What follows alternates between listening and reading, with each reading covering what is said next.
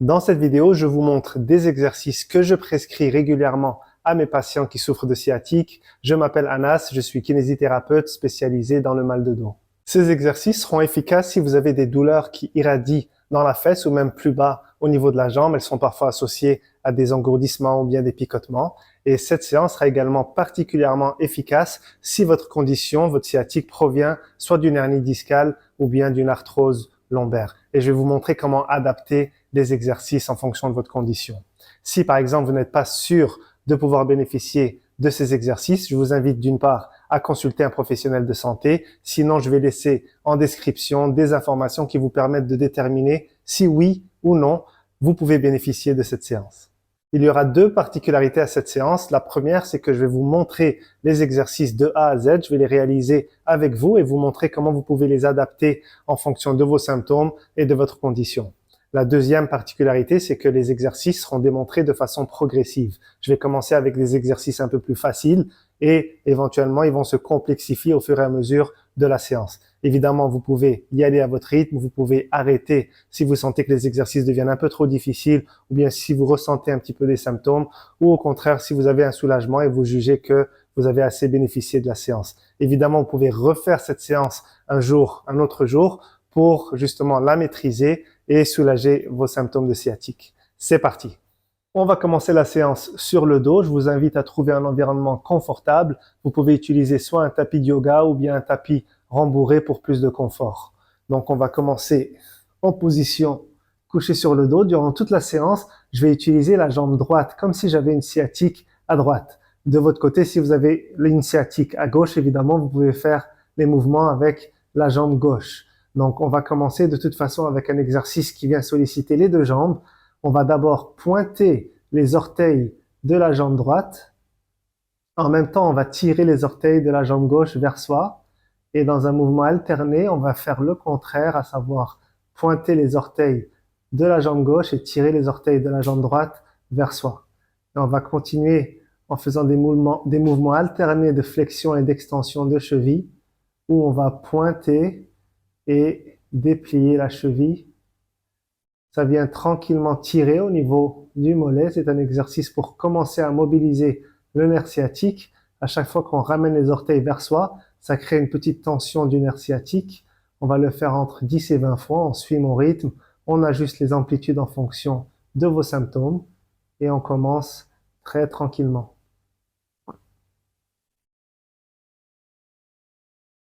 On essaie de ne pas tenir trop longtemps parce qu'un nerf ne veut pas être surétiré. On ne veut pas étirer un nerf pendant trop longtemps. C'est pour ça qu'on peut tenir l'étirement environ 3 à 5 secondes maximum.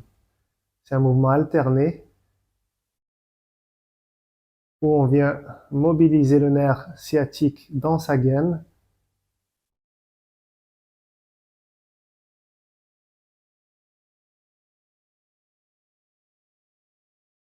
On va en faire encore quelques-uns.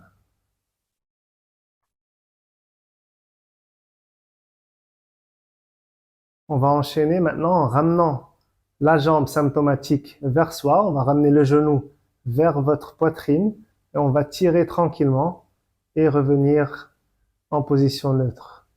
Donc on va tirer à chaque fois un peu plus. On vient tirer de mon côté, ce sera la jambe droite qui souffre de sciatique vers moi. Je tiens environ 3 secondes et je relâche. On va également faire ça entre 10 et 15 fois. Chacun y va à son rythme.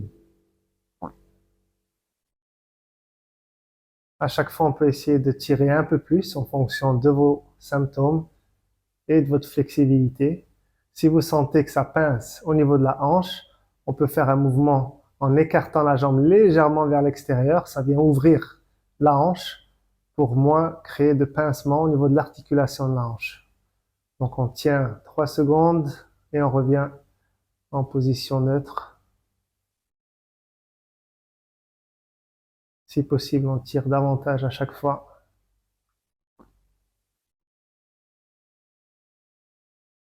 On maintient une respiration constante. On essaie d'éviter de bloquer sa respiration. On ne veut pas d'apnée. Et on tire et on revient. On va en faire encore 2.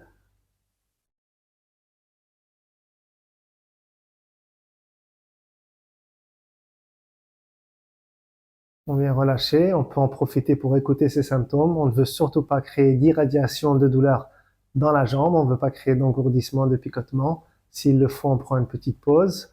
On va enchaîner en ramenant la jambe symptomatique vers soi. Cette fois, on va l'agripper en dessous. Et ce qu'on va faire, c'est tranquillement lever la jambe vers le haut pour créer un étirement de la chaîne postérieure et on va revenir.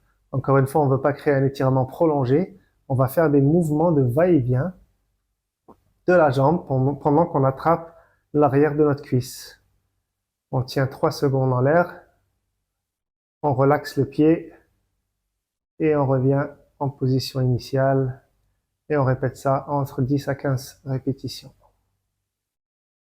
Encore une fois, on vient mobiliser le nerf sciatique dans sa gaine, on ajuste les amplitudes pour ne pas irriter le nerf sciatique.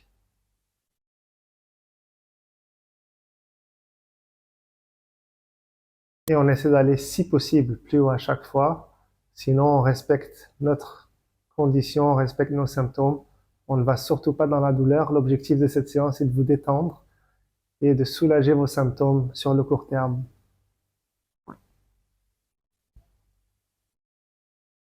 On va en faire encore 2-3. On prend des pauses si vous sentez le besoin. Pour les autres, on suit mon rythme. Excellent. On peut prendre une petite pause si besoin. Et une fois que c'est terminé, on va refaire le même mouvement où on va étendre la jambe. Cette fois-ci, on va simplement mobiliser le pied. Donc, on va ramener la cheville et les orteils vers soi et ensuite pointer les orteils et la cheville vers le ciel. Et on va faire un mouvement alterné pendant que la jambe est en position d'étirement. On vient pointer et déplier la cheville. On peut entendre un craquement parfois au niveau de la cheville. Il n'y a pas de problème si c'est pas associé à de la douleur. Et donc, on vient mettre le nerf sciatique un petit peu plus en tension. Bien sûr, c'est un étirement dynamique. On essaie d'éviter, comme on l'a dit, les mouvements statiques, les mouvements maintenus longtemps, les étirements prolongés du nerf. Surtout en période de crise, lorsque ça fait un peu plus mal que d'habitude. On vient pointer et déplier la cheville. Je rappelle que je souffre dans cet exemple de sciatique à droite. Si vous avez des symptômes à gauche, vous faites la même chose sur la jambe gauche. Ces exercices n'ont pas besoin d'être réalisés des deux côtés, souvent parce qu'il y a une seule jambe symptomatique. Donc, on va se concentrer à soulager les symptômes dans notre jambe atteinte. On va en faire encore 2. Et on va relaxer. On va venir plier les genoux, on va relaxer. Ensuite, on va ramener les chevilles ensemble et les genoux ensemble. Et on va faire un mouvement où les deux jambes vont faire une rotation vers la gauche. Donc, vu que je souffre de sciatique à droite, j'aimerais ouvrir l'espace entre mes vertèbres à droite. Donc, je vais faire un mouvement dynamique où je ramène les jambes vers la gauche et je reviens en position initiale. Admettons que vous souffrez de sciatique à gauche, il faudra à ce moment-là faire le mouvement inverse, c'est-à-dire ramener les jambes vers votre droite. Et de mon côté, si je souffre de sciatique à droite, je vais ramener les jambes vers la gauche, tenir 3 secondes et revenir en position initiale. On va uniquement le faire du côté opposé à notre jambe atteinte dans le but d'ouvrir l'espace et laisser un petit peu au nerf l'occasion de respirer. Et donc, je fais des mouvements de va-et-vient où je ramène la jambe sur le côté, je les ramène ensuite en position neutre. Et je vais répéter ça une dizaine de fois. Donc, je répète, si je souffre de sciatique à droite, je fais des mouvements vers la gauche. Si possible, aller un peu plus loin à chaque fois. On va également le sentir au niveau des lombaires. Ça va créer un étirement. Mais l'objectif, c'est d'ouvrir l'espace entre les vertèbres du côté atteint. C'est là que le nerf, les racines nerveuses passent pour soulager un petit peu le nerf et permettre de réduire les symptômes. Donc, il m'en reste environ 4.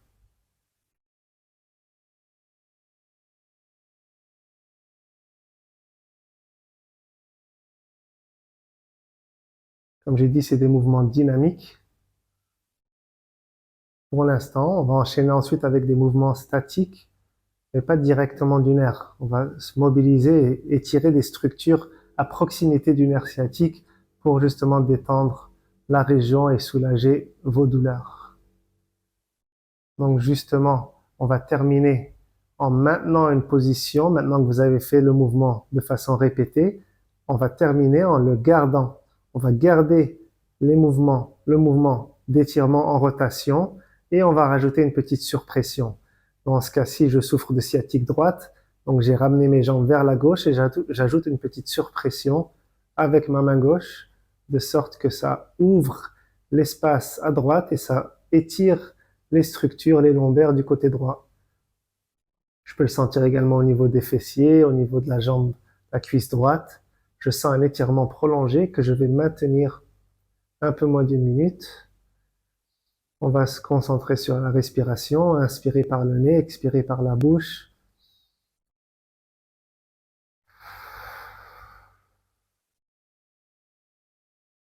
Créer un environnement de détente.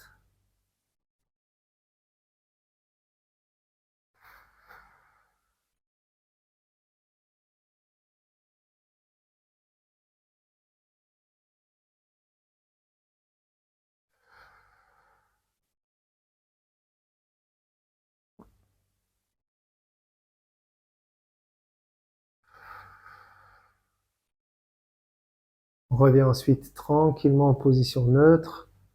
On peut recalibrer son bassin s'il le faut. On vient ensuite allonger les deux jambes et ramener la jambe symptomatique vers soi et vers l'épaule opposée. Donc si je souffre de sciatique à droite, je ramène mon genou vers mon épaule gauche avec mes mains et j'ajoute une petite surpression. Ce que ça va faire, c'est que ça va créer un étirement au niveau du muscle piriforme. Le muscle piriforme, c'est un muscle qui est à proximité du nerf et dont les tensions peuvent irriter le nerf sciatique. Donc là, on va essayer de détendre le muscle piriforme avec un étirement statique maintenu. On ramène le genou vers l'épaule opposée. Dans ce cas-ci, mon genou droit vers mon épaule gauche et je maintiens l'étirement.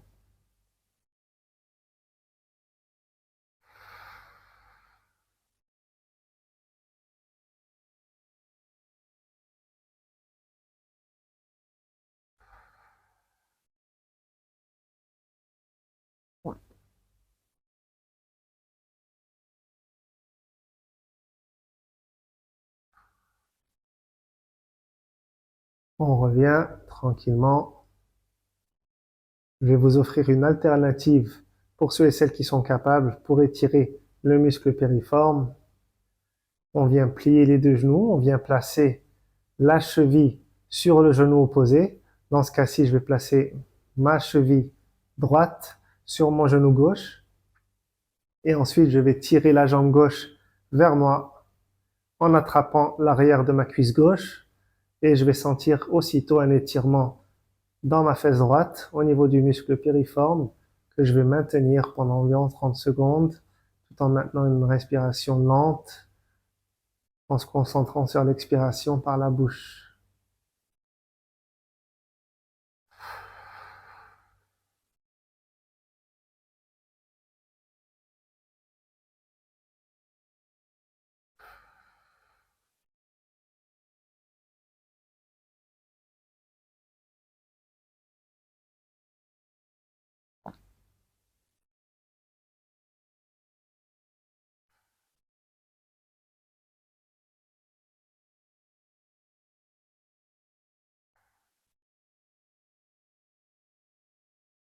Et je viens déposer mes deux jambes.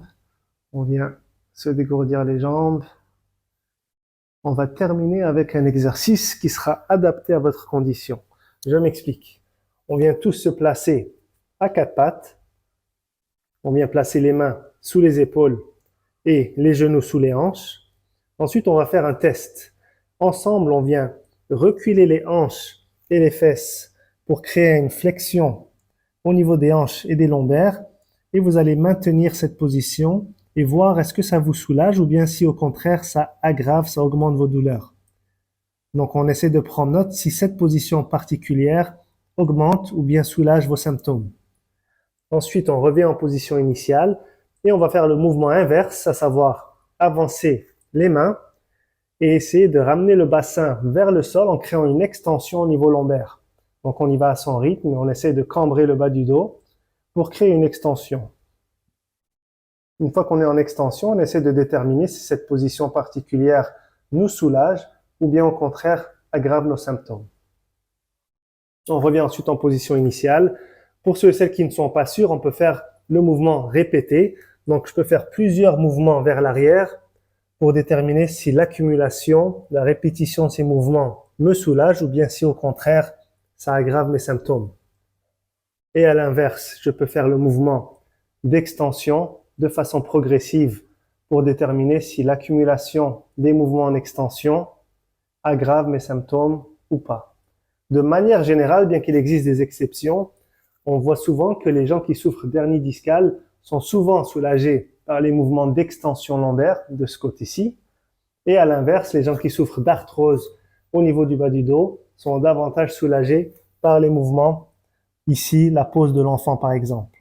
Et donc, une fois que vous aurez déterminé lequel des deux mouvements vous soulage le plus, pour ceux et celles qui ont dit que l'extension était celui qui leur soulageait le plus, on va faire le mouvement de sphinx, où on va maintenir cette position pendant 1 minute. On va être sur le ventre, placé sur les coudes et faire des respirations profondes pendant qu'on tient cette position précise pour détendre et enlever la pression au niveau discal, ce qui peut indirectement réduire les symptômes de sciatique. À l'inverse, pour ceux et celles qui ont vu que c'était le mouvement inverse qui les soulageait, on va à ce moment-là faire la pose de l'enfant et tenir cette position environ 1 minute. Donc c'est à vous de déterminer pour conclure cette séance lequel des mouvements qui vous fait le plus de bien. De mon côté, on va dire que j'ai une hernie discale et je suis davantage soulagé par l'extension lombaire. Je vais donc rester dans cette position pendant 1 minute. Donc chacun prend la position qui lui soulage le plus et on vient tenir 1 minute en réalisant des respirations lentes, profondes, en focusant sur l'expiration par la bouche. On inspire par le nez et on expire par la bouche.